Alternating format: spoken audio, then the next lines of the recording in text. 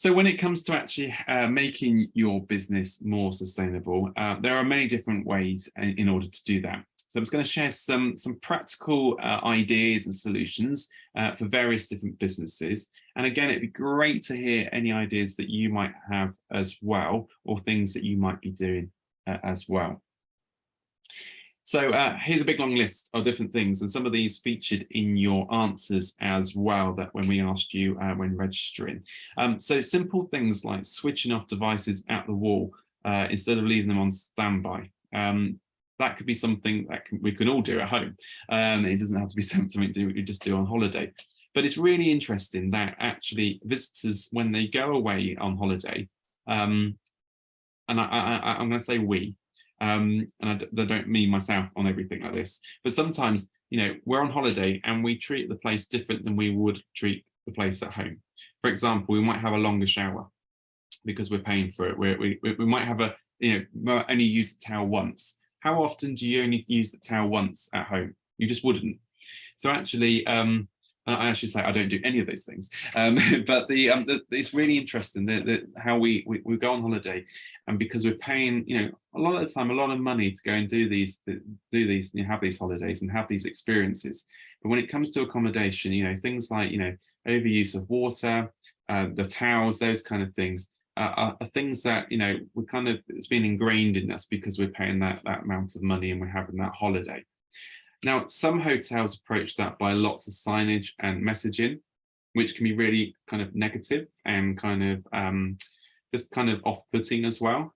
There is a balance that you're trying to do. So things like, switch off your devices. You don't want a label in your accommodation saying, make sure you once you charge your phone, take it out and don't leave it on standby, for example, or reduce, recycle next to the bin or things like that. So you want some subtle information, some subtle communications when you're doing that to your guests, with your guests, and that could be done through one reusable leaflet or poster in the room that's really really nicely presented and saying, this is what we're doing, this is what we're doing as a local business to be more sustainable, this is what we're committed to do, and you can help us in order to do that, to achieve that. So that's how you can put that messaging out, and that can be in the front of your bedroom browser, it can be on a nice panel on the wall. It just tells your guests as well that you're switched on to about being sustainable. But you don't want to create all these rules where it's really negative and there's just so many signs as well. So we're already, you can tick the third one down there, collaborating with other nearby businesses to offer those authentic experiences out of season in less well-known destinations. Many of us are already doing that, or we're looking to do that more and more so.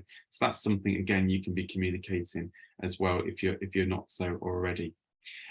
But right through to your food waste, turning your temperature down by 1 degree, looking at saving water to introducing a grey water system, for example, and other things that we've heard from this morning from Charlotte, for example, investing also in low energy light bulbs.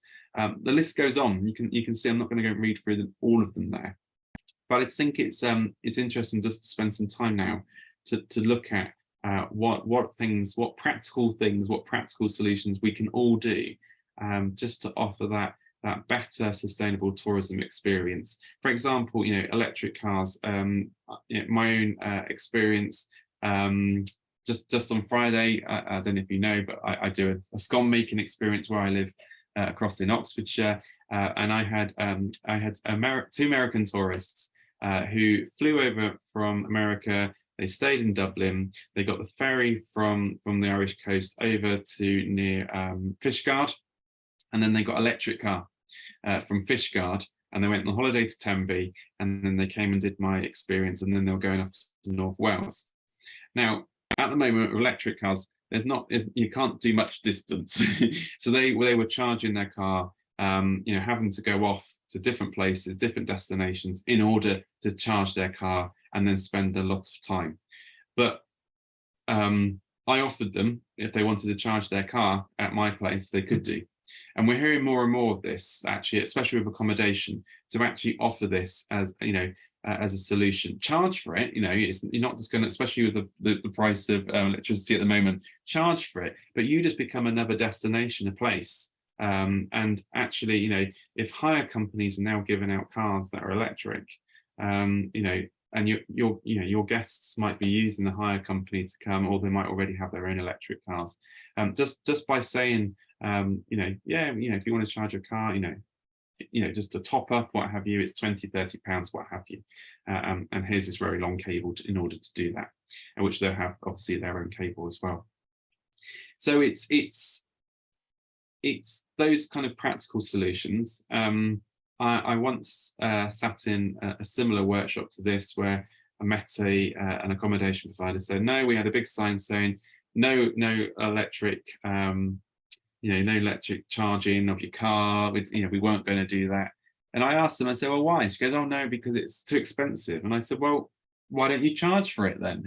You wouldn't expect to go to a fuel station and have free petrol. So why is it different from your electricity? No, that's a really good point. So it's just things like that. It's just about spending some time and thinking about things in a slightly different way.